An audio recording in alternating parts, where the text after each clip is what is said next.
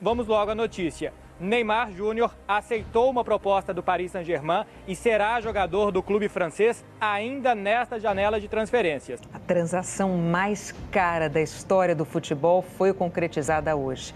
Depois de 4 anos no Barcelona, Neymar agora é jogador do Paris Saint-Germain.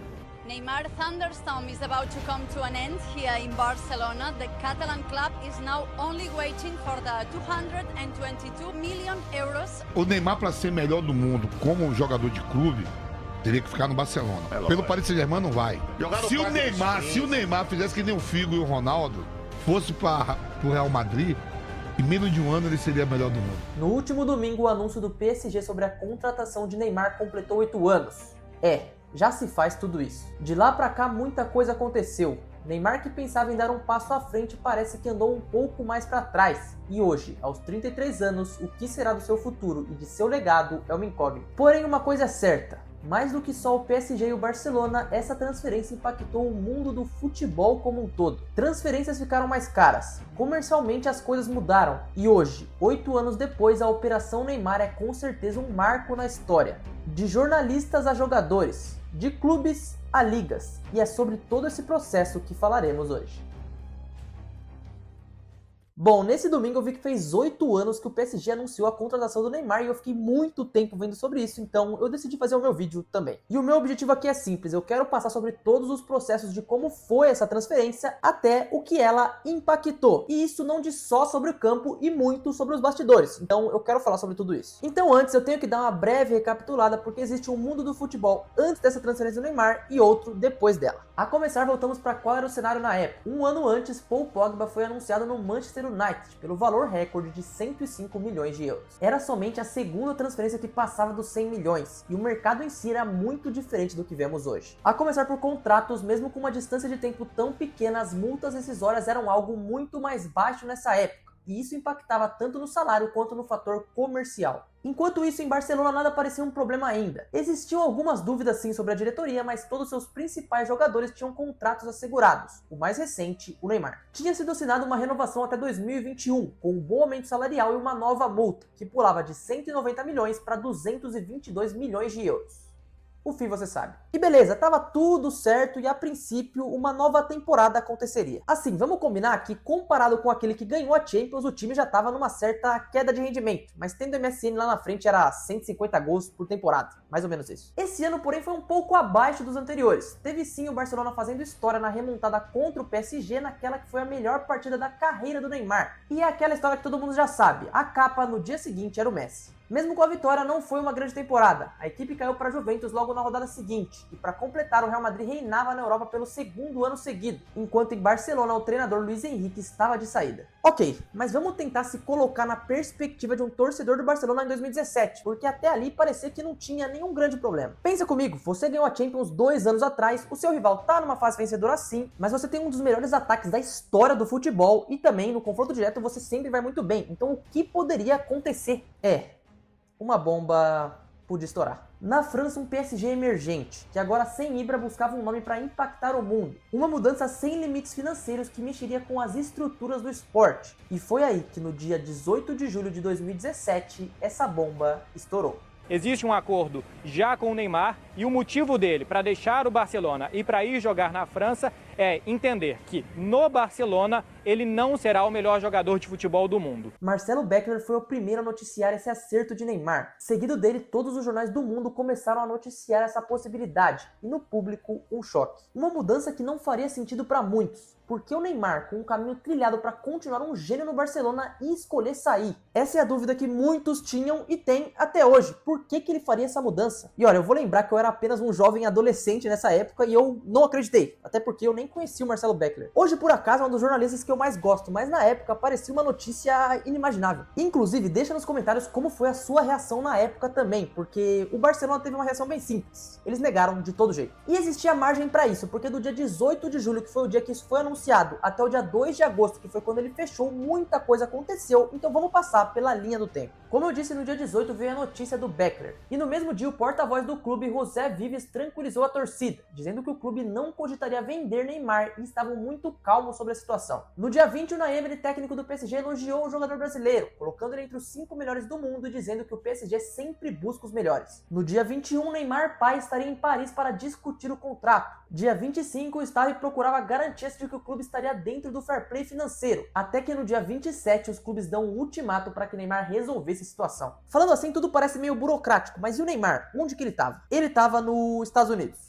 Não a passeio, era pré-temporada, mas as notícias não paravam. Aí você imagina o clima que devia estar, né? Todo mundo pressionando para ele ficar, várias entregas comerciais que ele teria que fazer, era uma situação bem tensa. E mesmo com tudo isso, ele jogou muito, tá? Nos 3 jogos da pré-temporada ele foi muito bem. Contra o United, gol e vitória. Contra a Juve, mais 2 gols. E por último, vitória no El Clássico sobre o Real Madrid, o que dava a entender que o que acontecia nos bastidores não afetava o Neymar dentro de campo. Ou talvez tinham convencido ele de que ali era o seu lugar. Piqué no dia 25 tinha dado uma entrevista dizendo que o Neymar teria vontade de ficar, e dias depois ele posta a famosa foto do se queda.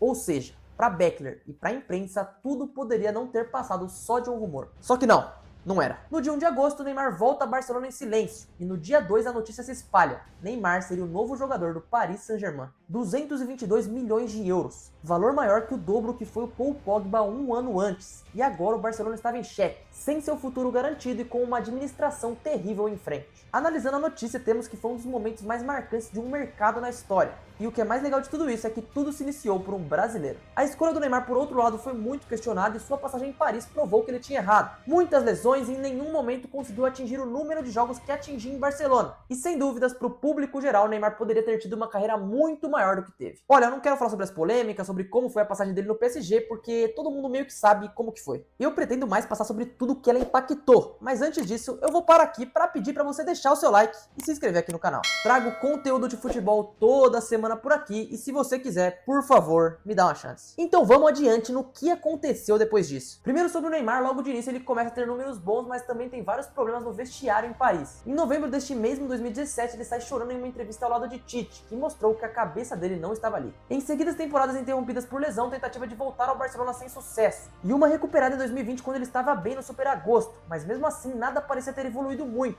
e Paris não era a melhor casa para o Neymar. Só que é o que acontece, em 2021 ele já tinha pouco tempo de contrato restante, mas o que ele fez foi renovar até 2027. Sinceramente, para mim esse movimento é tão ruim quanto o primeiro. Ele ainda estava jovem, ia ficar livre para ir para qualquer lugar, então não fez nenhum sentido. Mesmo assim, vamos parar de falar de Neymar e vamos falar sobre como essa transferência impactou o mundo do futebol como um todo. Primeiro vamos falar sobre mudança de força. Se de um lado o PSG se tornou um time mais popular e com mais expectativa positiva, o Barcelona se afundou cada vez mais. E a saída do Neymar foi a infecção de uma ferida que já estava aberta. Bartomeu fez gastos desenfreados na tentativa de repor Neymar, torra muito dinheiro em Coutinho e Dembélé, além de outras contratações que não fizeram sentido. Com a pandemia e as diversas outras polêmicas, ele renuncia e até é preso, deixando o Barcelona com mais de 1 bilhão em dívidas, o que provavelmente não aconteceria caso o Neymar tivesse permanecido. E olha, semana passada eu postei um vídeo sobre a gestão do Barcelona desde 1980. Então se você quiser, vai lá conferir que tá mais detalhado. O que a gente tem que ter em mente é que a saída dele intensificou um problema que já vinha há alguns anos no clube internamente, e até resultou na própria saída do Messi pro PSG em 2021. Só que agora, vamos furar um pouco essa bolha Barcelona e PSG, porque essa transferência impactou o mundo do futebol como um todo, e o mercado mudou para sempre. Para isso, vamos clarificar que as duas mudanças do Neymar tiveram um impacto muito grande no futebol mundial. Quando ele sai do Santos para ir pro Barcelona, isso impactou a briga por jogadores brasileiros da Espanha. Foi por esse exato motivo que o Real contrata o Vinícius em 2017. Rodrigo logo depois, Renier em seguida e mais recente o Endo. Assim, essa parte em si não é tão comprovada porque não dá pra saber se o Real Madrid só contratou esses caras tão jovem porque ele perdeu o Neymar antes. E hoje todos os jogadores saem do Brasil muito cedo, mas eu digo que essa saída do Neymar já pronto pra Europa mudou um pouco o rumo de tudo isso. E se saindo do Brasil ele influenciou o mercado dos brasileiros, com a ida pra Paris ele influenciou todo o mercado de transferência. Começando, vamos falar de multa. O Barcelona, claro, foi o que pegou mais pesado nisso, mas agora os jogadores do mundo inteiro começaram a ter multas rescisórias cada vez mais altas para impedir casos como o do PSG. E a matemática fica clara, multas mais altos, salários mais altos. Uma transferência que quebra recorde sempre muda o rumo do esporte, e aconteceu com o Zidane em 2001, quando o Real gastou mais de 75 milhões de euros nele, e logo depois vários times contrataram jogadores por valores muito caros, mas o caso do Neymar foi diferente. Como eu disse lá atrás, antes dele, Pogba era a contratação mais cara da história, e junto a ele ele, o único jogador que tinha passado da barreira dos 100 milhões era Gareth Bale, quando foi para o Real Madrid. Logo em 2019, o número de jogadores que ultrapassavam os 100 milhões de euros pós-Neymar já eram de 7, e hoje muitos outros também entraram nessa estatística. E não só as grandes transferências, tudo ficou mais caro, o que é facilmente explicado pela movimentação de dinheiro. Quanto mais dinheiro envolvido, maiores os valores, mas o que paga tudo isso é o fator comercial. A ida do Neymar para o Paris Saint-Germain foi um sucesso? Pessoalmente, talvez não, mas financeiramente, com certeza. Óbvio que o Neymar ganhou muito para ir para lá, mas falando do clube, o PSG pulou para a segunda posição como o time que mais lucra na área comercial no mundo, e o quinto maior em receita no futebol mundial. E isso se dá óbvio graças à globalização, tem muito mais gente acompanhando o PSG ao redor do mundo, mas a chegada do Neymar foi o que intensificou esse processo, e isso não tem dúvida. Por fatos como esse, cada vez mais os clubes gastam mais. O horário dos investidores também cresceu muito, já que o futebol é sim um mercado rentável, e se torna cada vez mais com os anos. E isso é simples, quando o Cristiano foi para a Juventus, ele também vendeu muita camisa, e foi um negócio que valeu a pena, assim como todas as grandes contratações. E gente, ninguém atingiu os 222 milhões de euros de novo até hoje, porque era um valor já para a época inacreditável, mas isso gerou um efeito dominó. Rapidamente, mais transferências gigantescas aconteceram, teve um hiato sim na pandemia, e hoje eu acredito que a entrada do mercado árabe é ainda mais influente nesse efeito que está ainda maior, e por isso a transferência do Neymar foi um marco absurdo no mercado. Hoje podemos avaliar que dentro de campo a passagem do Ney em Paris não foi uma boa escolha, mas não dá para ignorar o impacto que ela teve. Muitas políticas mudaram do que era antigamente. Os clubes depois disso se organizaram de uma forma diferente, e até grandes jornalistas que noticiam transferências como Fabrício Romano são mais populares, o que não necessariamente tem a ver com o Neymar, mas tudo está de certa forma interligado. Neymar descartou o que tinha em Barcelona em busca de algo que não parecia inteligente, e assim como ele, o Barça também roeu. Hoje no Santos ele tenta recuperar o resto de tempo que tem de sua carreira, e mesmo que o príncipe não tenha virado rei, tudo que ele gerou jogando futebol já é um grande marco na história do esporte. E isso não fica só dentro das 4 linhas onde foi genial, mas também por tudo que movimentou fora dos gramados.